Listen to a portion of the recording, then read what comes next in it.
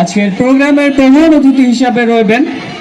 জনাব সৈয়দ মোহাম্মদ নুরুল বাশির, মহাপরিচালক অতিরিক্ত যুগ্ম সচিব স্বাস্থ্য সেবা বিভাগ, জনাব Anjan Mallik, FCA director Everest Pharmaceuticals, জনাব Mohammad Mojnu Molla, director Everest pharmaceuticals,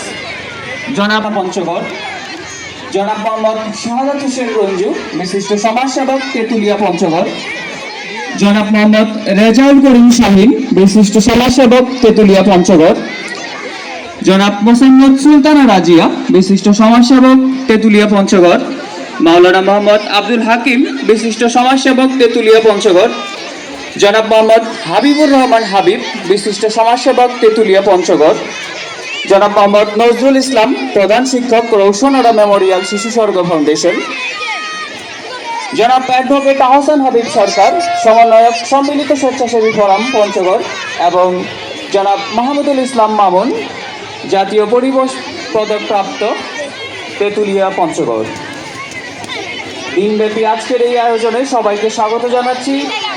আমি অভিভাবকদের সবিনয়ে জানাচ্ছি আপনারা একটু আমাদের